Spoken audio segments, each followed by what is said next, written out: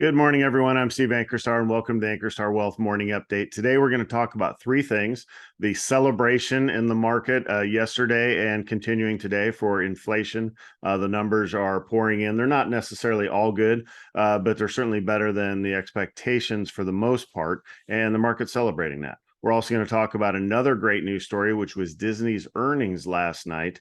They blew away earnings, in a time when a lot of companies are not, especially in the streaming game. And the stock was up big yesterday going into earnings, and again, about another 10% up. So we're going to take a look at the chart, and I'll kind of give you my ideas on whether it's a buy, sell, or hold at the current level. And lastly, we're going to talk about the Social Security COLA that's coming up. Again, it won't take effect until January 1st, but it'll be announced end of September, early October, some time frame. But we're looking at almost a double-digit advance in the Social Security cost of living adjustment. But before we begin, as a reminder, this is a financial education presentation. It should not be construed as personal financial advice. Full disclaimer information is available at ankerstarwealth.com. All right, let's go ahead and take a look at how this inflation number from yesterday. Remember, it was 8.5% was the number that came in from an expected 8.7%. So again, yay. Yeah, the market thought that was great.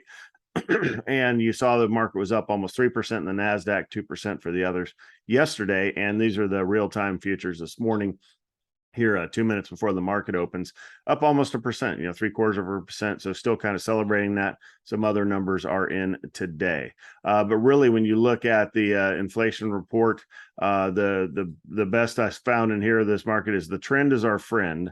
It's a step in the right direction for inflation both yesterday and today.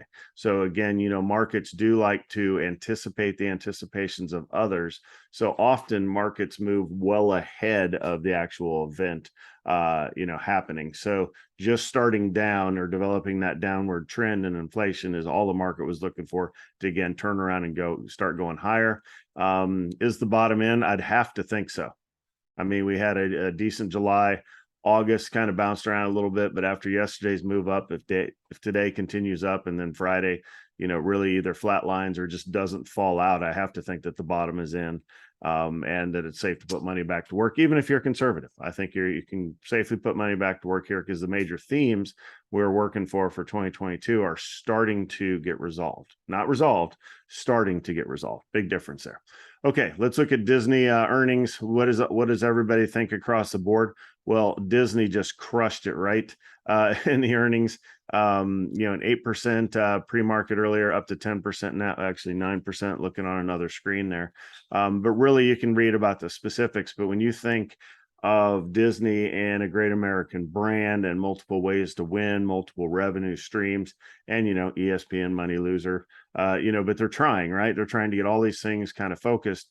Well, when you think of where Disney was during COVID, it has run up big, sold back off, and now I think it is based, has a foothold to go higher. And I'll show you on the chart here. This is the 1-year chart. Okay, so yes, it was back above 175, dropped all the way down below 100. That's kind of a screaming buy signal, if you will, for Disney. If it ever gets to 100, it's like, yep, you can hop in and buy there.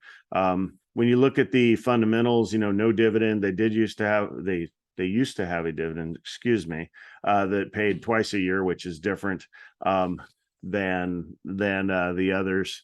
The PE is pretty high right now.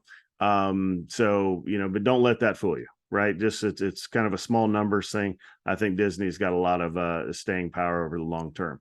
When you look at the 5-year chart, you can see that it is a pretty volatile stock.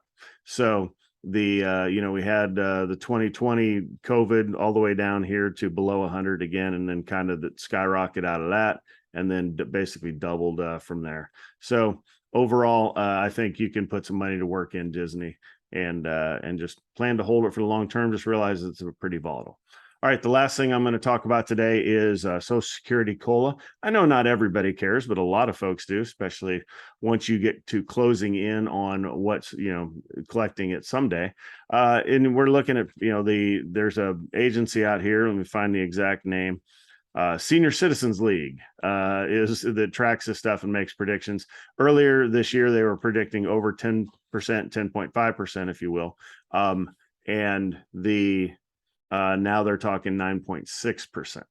So overall, what you can expect, they put it at the top here, 159 bucks more for your monthly benefit, which, that's a decent chunk of change. It's not it's not a huge amount, but certainly if you're living off Social Security, a nice 10% boost to your income is going to be a game changer, if you will. So not necessarily a game changer, be a nice boost, if you will, to help keep pace with all of the inflation that's out there. So that's all I have for you today. Thank you so much for listening in. Please continue to submit your questions through social media or directly through our website. Don't forget to like and subscribe.